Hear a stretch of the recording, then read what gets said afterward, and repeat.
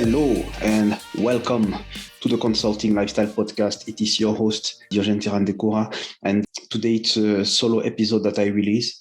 It is the episode number 98. So just in case it is the first time that you're hearing about this show, know that there are a lot of episodes that have already been released on the subject of B2B consulting. So this show is it's hosted by a consultant. It is for the consultants and for anyone that is interested to know more about the B2B consulting profession, career, and industry.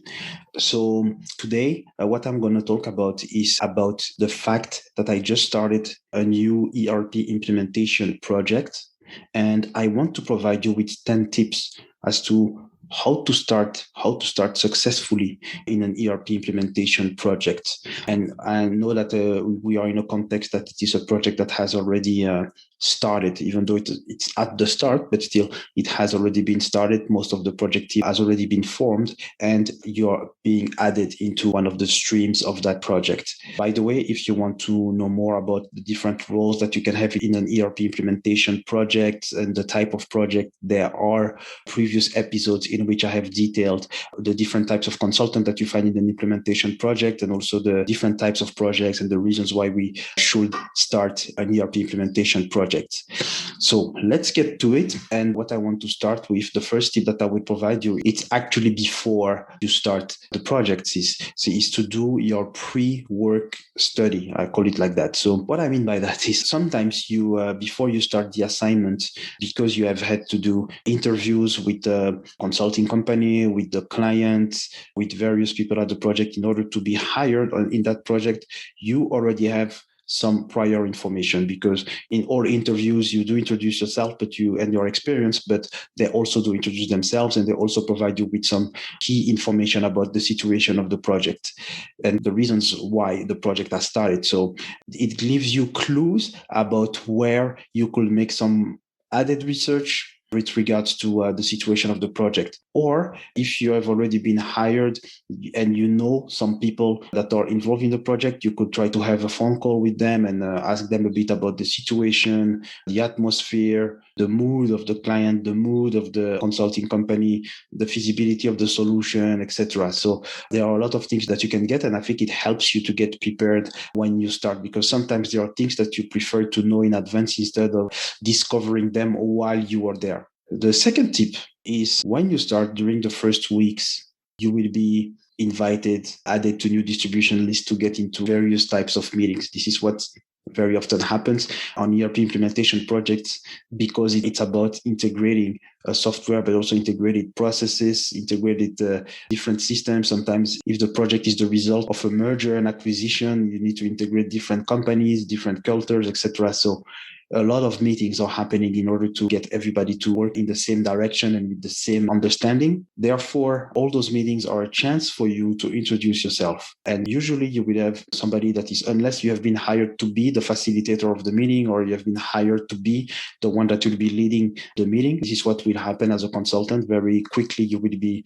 asked to lead the meeting. But if you're just participating into the meeting, make sure, get the chance to introduce yourself, so that as soon as possible, people know who you are. They know how to pronounce your name. Okay, that's something maybe more for me, how to pronounce my name. But what I mean by that is not only pronounce your name. I think it's not the most important thing, actually, but it's the most important thing that I meant is they know why you're here, and they know how you arrived here, they know why you're here, they know what is your background and experience. And the more people know it, the more people will understand that if there is discussion about a certain topic, if there is decision on a certain topic to take, you should be invited. So that's because people do not guess that you have, even if there was an email saying that you have arrived, people don't always guess that you have arrived, or people don't know that you have arrived. So make sure that you introduce yourself properly, swiftly, but wherever you can, make sure that you introduce yourself. Tip number 3, so that's part of the introduction, with the key people that you will work. Even though you might find yourself quickly in collective meetings, try to get, whether they are formal or informal, but try to get to have those one-on-one communications with them. So if you're working in the office, yes, try to do it face-to-face, but today, a lot of people are working remotely, and I think it has become a norm. So try to get that one-on-one little Zoom, little Google Meet. Try to have maybe that chat if you're more comfortable in writing, but it's just that maybe writing for the other people can be seen also as a disturbance or can be seen as a small talk. So it depends on the culture, but try to get at least the one-on-one conversation, one-on-one communications with key people you will work with, because they will get to know you more. They will know more maybe about your house, family situation, etc. And they will start to roam to you as a person. I believe it is very important in order to build a relationship. My fourth advice is to, and that helps if you have done the one-on-one, is to identify the de facto subject matter experts. So what I mean by that is that you have people that are appointed as team leads. And sometimes the team lead is the best person to, or very often it's the best person to lead the team, but it's not necessarily always the most knowledgeable person. Or sometimes you have people that are part of the core project team, people that are working full-time on the project, but they always defer to that one person from legal, or that one person from accounting, that one person from sales, or to validate their positions, to validate their decisions, to eventually validate the direction of the project. So sometimes people that are on the project are actually more messengers than, they are more messengers than thinkers, if I can say it like that. I'm not saying that they are not thinkers at all, but they are not the most expert on the subject, or they are not the best positioned people to take decisions. So they have to defer to people that are internal, or if it's a consultant that are not full-time on the project, maybe that are not at all part of the project, but they have that huge influence. If you identify those de facto subject matter experts, also try to build a relationship with them, even though they are maybe not in the project.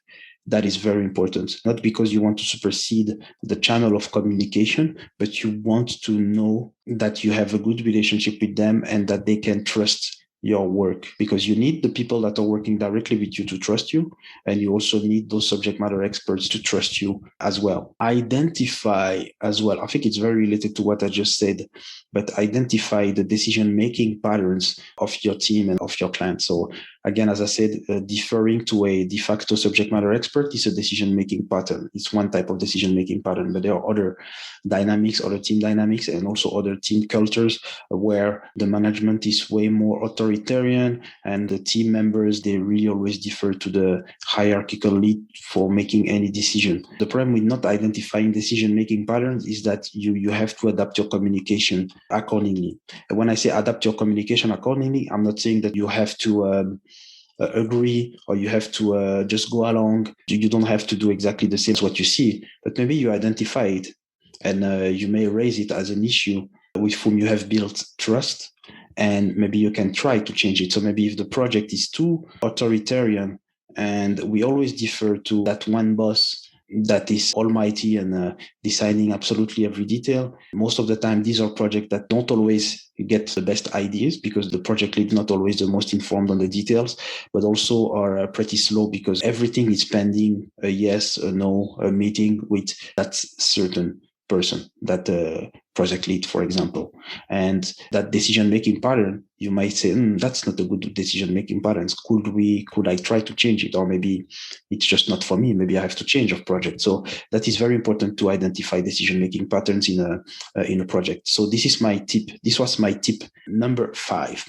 Then tip number 6. Yes, there are always learning opportunities. So the name of my tip number 6 is to identify the learning opportunities that are provided by the project.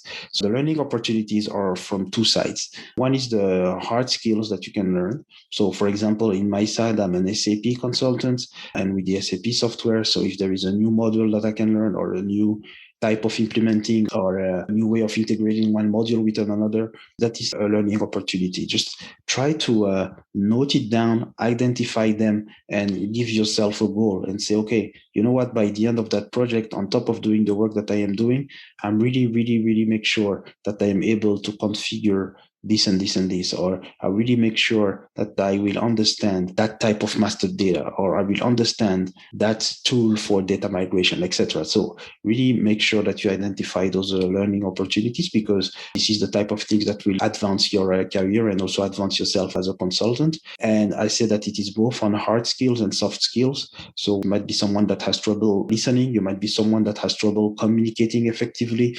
You might be someone that has trouble giving orders, etc. So there are also things that you need to work on. Nobody is perfect, and we all have hard and soft skills on which we should improve.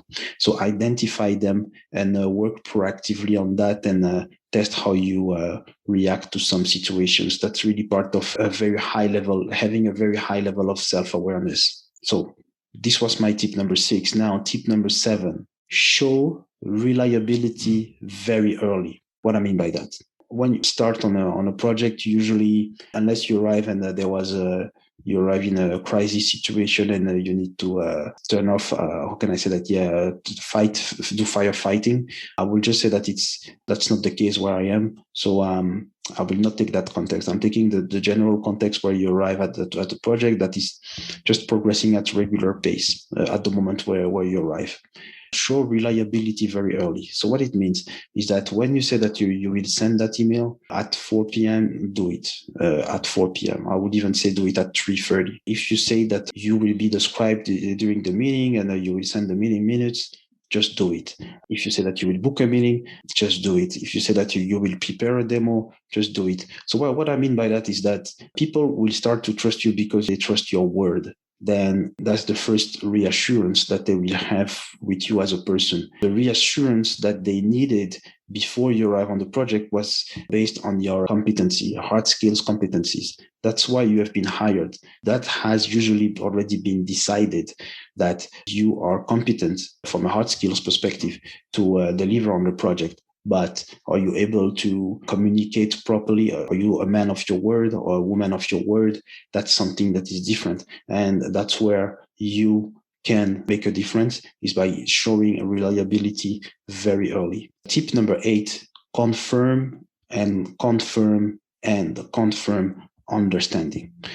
What I mean is that when you arrive in a new project, you may have your own jargon as a consultant, but the project has its jargon and the client has its jargon. And that jargon has been developed over the years and over maybe sometimes over decades if it's a big company. So make sure that you have understood what they mean. When they say our admin, our analyst, our scientist, our managers, our leaders, I can tell you that in every organization, it means something different. It can mean something completely different. In some consulting companies, when you say an analyst, you're a junior person. But in another company, maybe a normal company, a business analyst is someone that might be very high in the organization, or at least very, very important. So make sure that you understand what is being said, mostly when you identify that they are using jargon, because you don't know that jargon. And sometimes that jargon can vary according to the offices where you are. When it is a multinational, according to the countries, that might change jargon. So that is very important. Tip number 9, almost at the end, that's actually confirm understanding. And my tip number 9 is really the complementary to tip number 8, is to use it. Use client jargon and use we. So we, WE, very early in the project. Even though you're new in the team, you're part of the team. So don't come up very often with, you can say, okay, I'm in the project since 1 week. I'm in the project since 2 weeks. I'm in the project since 3 days. You can say that, but you're already part of the team. So start by the we.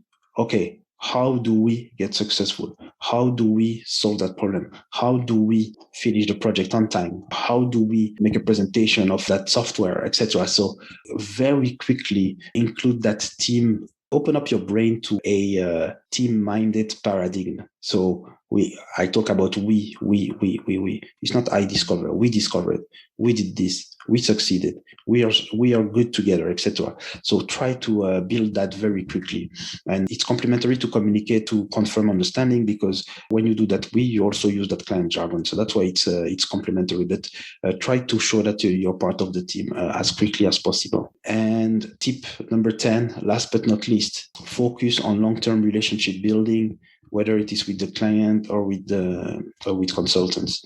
So every interaction could be the start of a long-term relationship, and that long-term relationship can be that you are working intensely with that person for some months, and then you keep in touch through LinkedIn, you keep in touch through emails or whatever, but you keep in touch with that person, and one day you might need that person, another day she might or he might need you, and they will call upon you because they know who you are about, they know what are your skills, and they know that in the future you're building other skills, but as a human you have evolved but not completely changed. Like, you're a person that is compassionate, that has empathy, that is capable to listen, that is capable to be a good leader.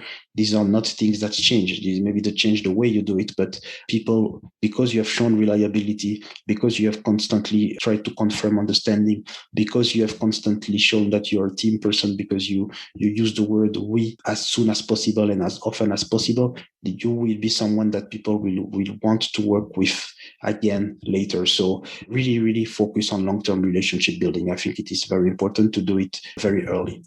So these were the 10 tips that I wanted to share with you. I hope that they have been useful. Take that with you whenever you start a new ERP implementation project. You can see that in the tips, I have not mentioned anything related to the ERP itself, but more about how you conduct yourself as a professional when you integrate that project. If you want to see a recap of those 10 points, they are listed in a PDF that you can find on the link that is in the description of the video, and a link that is also on the show notes of the podcast episode. And there you will be able to get those 10 points, which I think are very important. Let me know what you think. I'm available through LinkedIn. You can leave a comment if you're watching the video, or if you're listening to the audio, you can get in touch with me on LinkedIn, or you can always send an email to my company, info@erphappy.com. So this was Diogène Tirandekura from the Consulting Lifestyle Podcast, and I'm very happy to have been able to share with you those 10 tips to take when you start a new ERP implementation project. So see you next week for the next episode. Bye-bye.